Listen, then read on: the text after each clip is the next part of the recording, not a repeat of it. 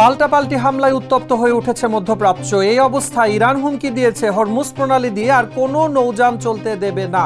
দেশটির আইআরজিসির commander in চিফের senior উপদেষ্টা ইব্রাহিম জাবারি বলেছেন, হরমুজ প্রণালী বন্ধ যদি কেউ অতিক্রম করার চেষ্টা করে তাহলে ইরানের বিপ্লবী গার্ড এবং নিয়মিত নৌবাহিনীর সদস্যরা সেই জাহাজগুলোতে আগুন ধরিয়ে দেবে। প্রশ্ন হলো, হরমুজ প্রণালী কেন এত গুরুত্বপূর্ণ? এর বড় কারণ হলো এই জলপথ বৈশ্বিক বাণিজ্যের সবচেয়ে গুরুত্বপূর্ণ ধমনী। এই প্রণালী পারস্য উপসাগরকে ওমান উপসাগরের সঙ্গে যুক্ত করেছে। এর মাধ্যমে পারস্য উপসাগরের তীরবর্তী তেল সহ খনিজ সম্পদ সমৃদ্ধ ইরান, ইরাক, কুয়েত, বাহরাইন, কাতার ও সংযুক্ত আরব আমিরাত ওমান উপসাগর হয়ে আরব সাগরের সঙ্গে যুক্ত হয়েছে। স্যান্ডেলিনা সো, রূপচর্চায় আভিজাত্য। হরমুজ প্রণালী দিয়ে বিশ্বের মোট 20% তেল সরবরাহ করা হয়।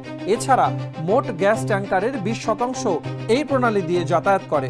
গুরুত্বপূর্ণ এই প্রণালী ইরান ও ওমানের মধ্যে পড়েছে। তবে এই প্রণালীর নিয়ন্ত্রক ইরান। সবচেয়ে সরু জায়গায় ওই প্রণালীর প্রস্থ 33 কিলোমিটার।